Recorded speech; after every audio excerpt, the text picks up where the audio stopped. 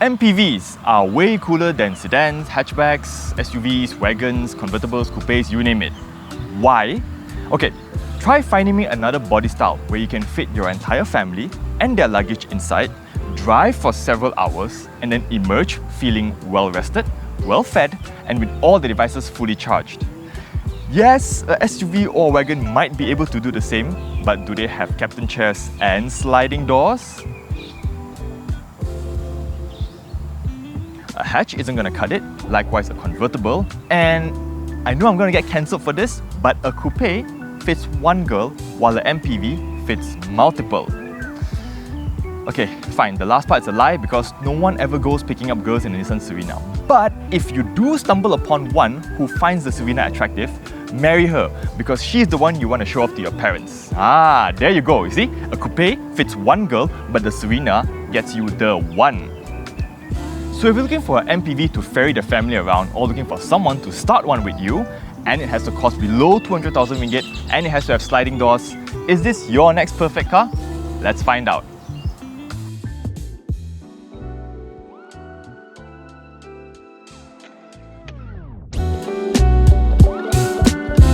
Okay, first off, the looks.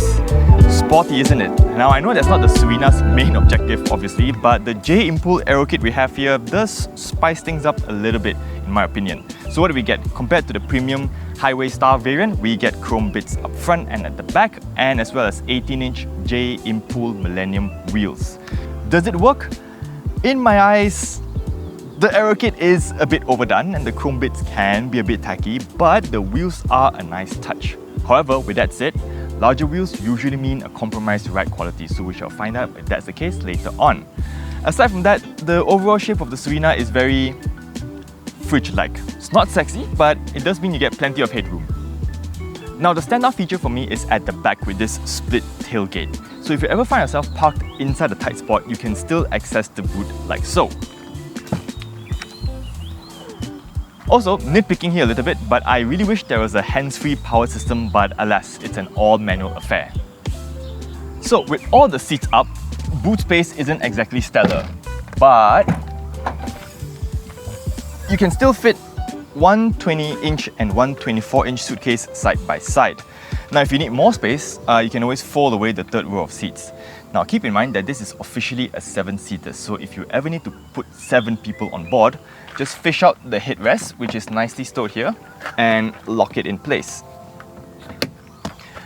But if you don't need to ferry 7 people, I highly suggest removing it because it is quite tall and it can get in the way of looking out the rear view mirror.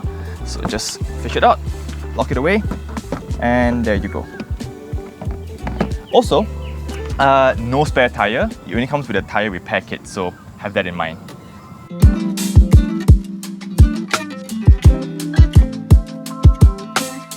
Stepping inside, the overall architecture is very familiar to the pre-facelift models. Visibility in the Serena, as always, is excellent, and the digital display, which is a 7-inch cluster by the way, is positioned nice and low to further aid forward visibility. Now in terms of driving position, yes, you get tilt and telescopic steering wheel adjustment, but you know, this is an MPV, you sit pretty high up. In fact, this is the lowest the seat is adjusted to, so don't ever hope for a sporty driving environment. And speaking of seats, with the J Impul package, they are wrapped in Nappa leather, which are quite comfortable, but they don't offer a lot of support at the sides. Now, one area of complaint I have is I wish they offered power adjustment and memory settings for the seat, because this is obviously a family car, so it could be used by the dad one day and the mum the next. So having that option would make things a little bit more convenient.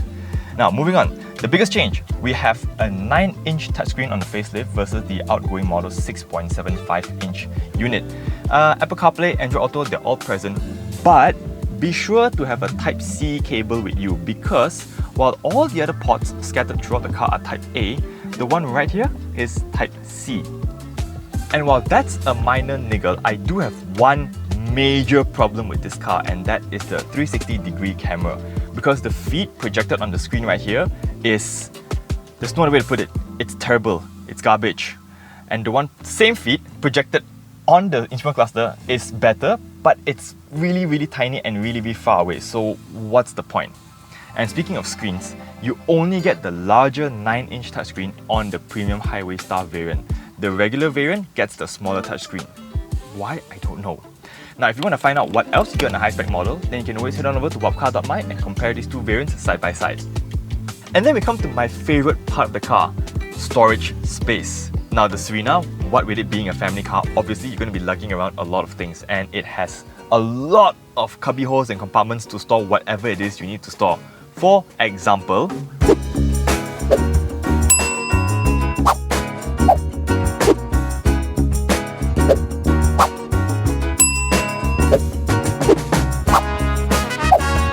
even charging your devices is not an issue with 7 USB ports scattered throughout the car and 2 power sockets up front. Now before we get to the rear seats, this is exactly why I love MPVs with sliding doors. You get a huge opening aperture so kids and older folks can get in and out of the car much easier. Plus, if you have your hands full and you want to load in a child seat, it's way easier as well. And then it gets even better, because this car has hands-free features. So like I said, if you have your hands full, just kick the sensor below, wave your feet about, and the door pops open.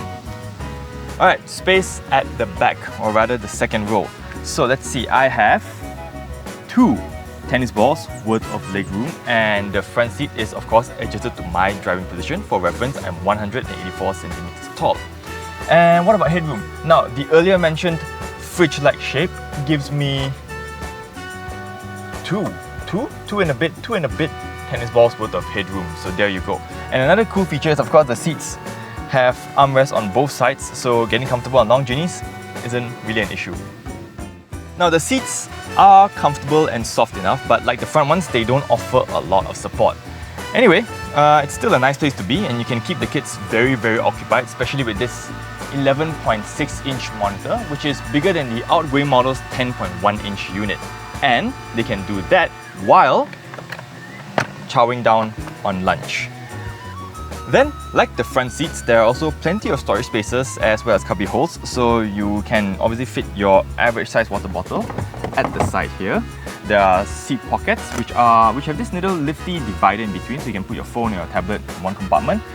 Strategically placed USB ports, shopping hooks that you can draw a bag across to create a makeshift rubbish bin, and of course the all-important sunshade. The third row though is really best reserved for children or very short people, because as you can probably see, headroom is good, that's fine, but legroom is non-existent. Still, plenty of thought given to the third row with cup holders. We've got seat pockets, USB ports, and over to the left there's even a button to activate the sliding door. So the most immediate thing that strikes you when you first set off is visibility. I mean, in fact, the first thing that came to mind when I sat in was windscreen insurance, because it's a huge windscreen. In fact, glass cutouts are at every corner of the car, so positioning the Serena in tight city spaces shouldn't be a problem at all. The next good thing is the ride. It's soft. It's very soft. There's obvious body roll even through corners at moderate speeds. I mean, after all, it's a family fridge, right? So expecting it to corner flat is just plain nonsense. And when I mean soft, I really do mean very soft. It's a family fridge.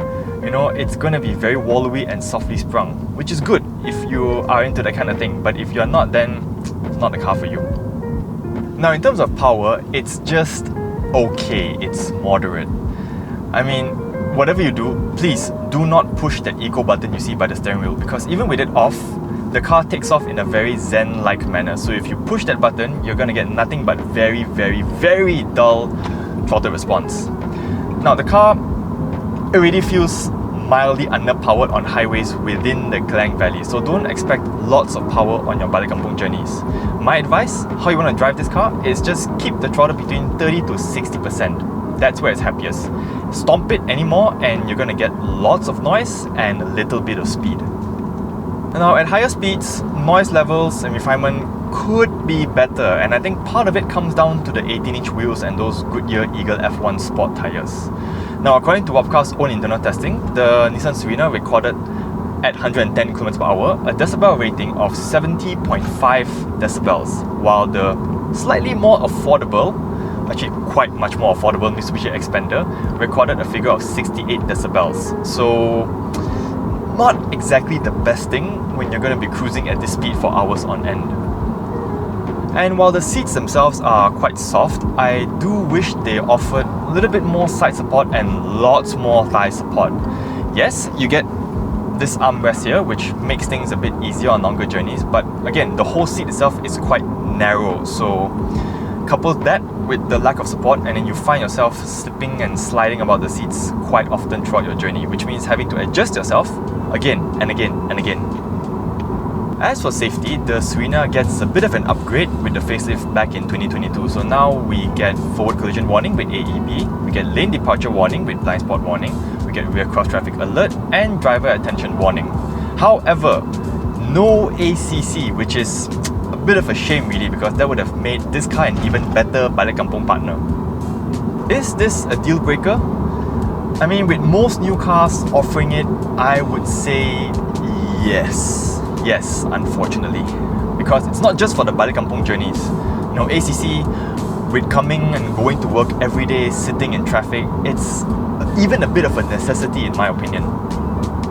So, there you have it, the Nissan Serena. Now, frankly speaking, it's in a class of 1, so if you're looking for an MPV with sliding doors, costing below 20,000 ringgit, then it's a no-brainer. And before you come at me with the Staria and the Carnival, just remember, those models below 200,000 ringgit are 10 and 11 seater variants, so good luck stretching out with that many seats. But if you don't need an MPV with sliding doors and you want something with a more modern platform and better safety equipment, then perhaps try taking a look at the Toyota Innova Zenix in V-Spec. And on that note, thanks for watching. Remember to subscribe for more content like this, and I'll see you guys in the next one.